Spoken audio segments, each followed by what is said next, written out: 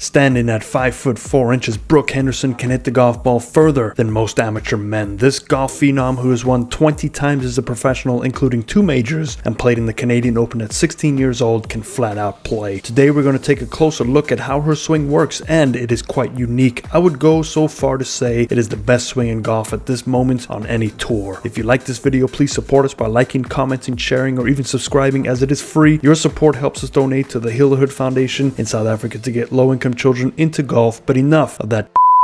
Let's take a look at the golf swing of the great Brooke Henderson.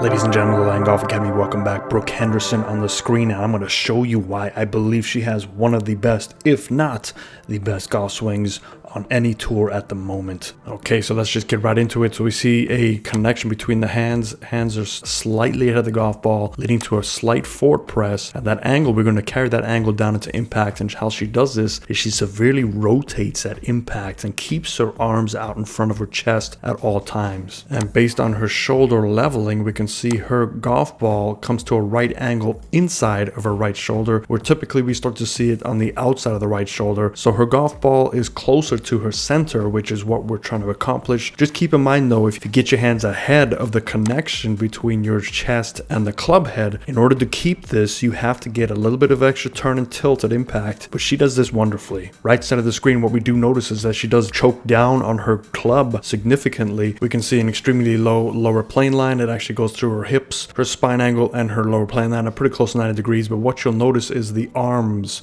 and we're going to put a position right here where her front of her hands are at start, and we'll see how we arrive at impact. You do notice that she does grip down on the club. Anthony Kim gripped down on the club and he had a similar motion, but we will see why. If she gripped it where we normally grip it, she would not be able to make this work. So everything is unique about this swing, just like your swing and my swing. It's so unique, we shouldn't try to emulate what we see, because we will open a can of worms. So stay with somebody that can work with you and figure out your motions. So we're going to take this club right to about midway point like we always do. We can see this motion here. If I just play this back and forth, we can see the whole body is turning, the upper body specifically. We're tilting down with the left shoulder, we're turning with the one piece upper body, and we see right when we get to that club is parallel to the ground. We still see this nice connection with the arms out in front of the chest. You draw that line straight to the center. It is truly connected. Right side of the screen, we see that same one piece takeaway. We don't see much breaking of the arms. The hands are going right down that lower plane line till about where that club gets to midway point. Then things start working upward,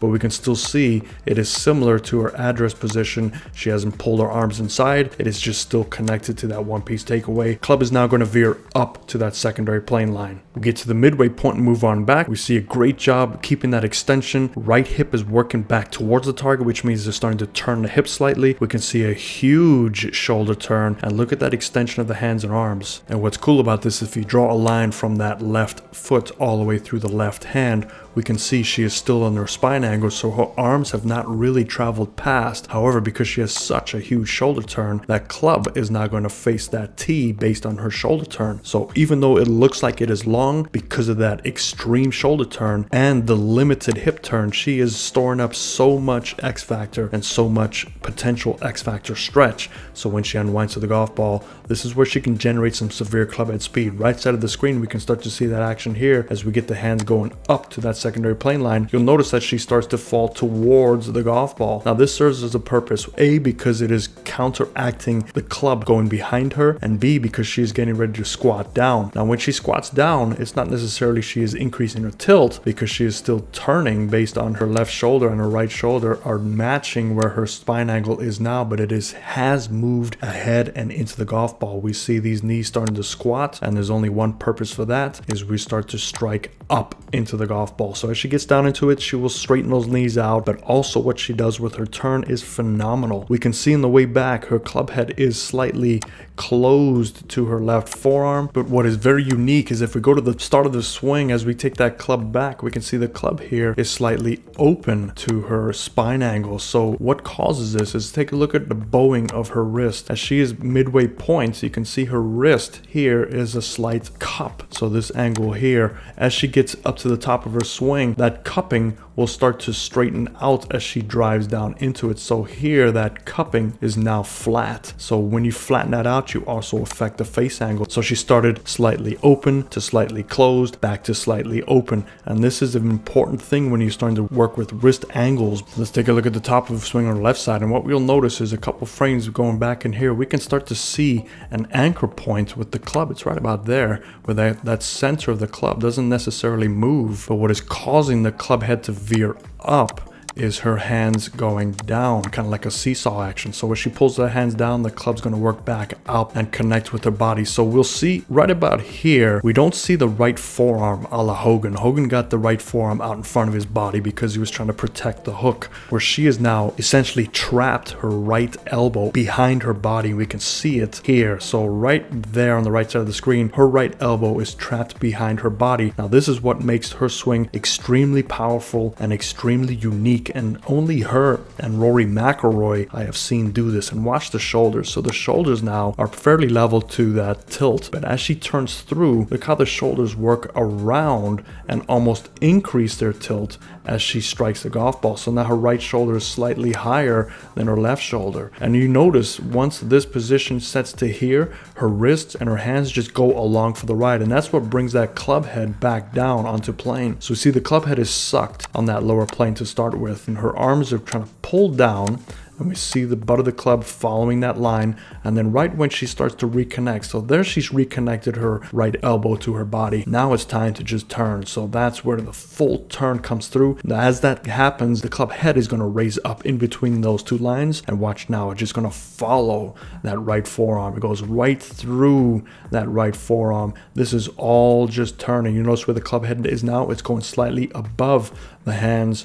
Right at impact, we can see her new hand position based on where she started. It has come up and closer to the golf ball. So part of that is due to the whole body moving closer anyway, but also that squatting, she's pushing up. Now, if you don't believe in shaft fluttering, let's draw a straight line where that shaft should be. Look at that club head. It is drooped down. So this is one of those unique motions where that club really plays a part in the development of her swing. Now, I'm sure she's had to go through club fitting to get the right club to flutter and droop correctly, and that all comes down to the flexion of the club shaft, but it will also come down to where she grips her club, because if she gripped it further back, that droop will also be affected. Let's go to the left side of the screen and see that same action. Now, what is going to help her is look at the legs. The legs are going to start to straighten out right at impact, right there. So that's that driving force. Now, her spine angle, she has set it at the top of her swing. She stays in that spine angle by doing a few things. She doesn't drive her left hip towards that impact line. She is turning that left hip away from the target by driving that right leg up. As she is turning at impact, we can see a straighter right leg. Left side is completely straight. We see most of the energy is on her toes, and we know that she's spinning out heavy because look at the left heel. The left heel will actually work away from the target, and the right heel will also work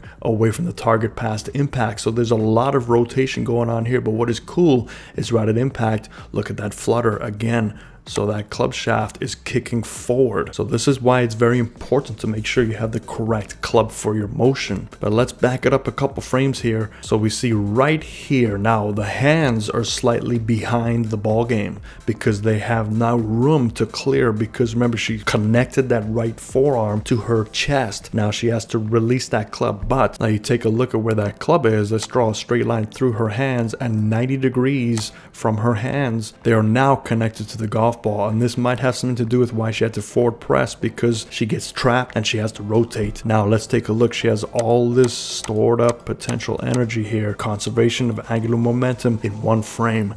Bam, there it is. So now you see her hands will catch up to being aligned with the golf ball, but she has stored up so much potential energy with her unique motion. So this is what I really try and urge you to look at, is where your hands are in relation to the ball 1 or 2 frames before you hit it. Draw a straight line straight up from the golf ball to wherever those hands are and see how much angle you have. This is 90 degrees of energy that she is going to strike with one motion, and you'll notice her body doesn't do much because it has already done it. It has already moved out the way, transferred that energy down to her arms and hands, and that's where the release happens. Now if you take a look past impact, We don't see a flipping of the hands. We still see that club connected to the chest. Past impact, we still see that club connected to the chest. Past impact, we still see that club just now crossing over to the right shoulder. And then as we come on through, now the club will be released naturally. So you can see how much she has to delay her release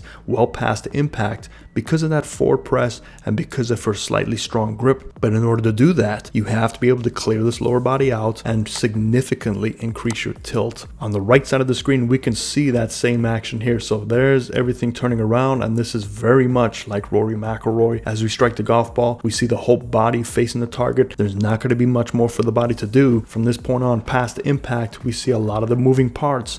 Now the hands and the arms to play catch up to the body turn, and they start catching up right about here, and we can see that right foot. This is a unique action of hers. Her right foot goes back down on the ground as she stays down through the golf ball. So she doesn't really jump up at the golf ball as much, but she has a very solid lower body motion. It does its job. It stays connected to the ground. It rotates and gets out the way. Now this position here would not be ideal for the average person to swing, but take a look at this follow through. Club works its way back around the spine angle perpendicular to that line. So what can you learn about this swing? It is unique. It is probably, in my opinion, one of the best, if not the best, on any tour. So I hope this helps you. If you do like this, hit that like and subscribe. It really helps us grow. But if you have any more suggestions, please leave them down in the comments and let me know how you feel about the swing. And also, tell me what I drew. I think that's a tic-tac-toe. So let's play a little tic-tac-toe. X, there's no O's. X, I win. Tic-tac-toe winner. I'll see you next time. Fairways and greens.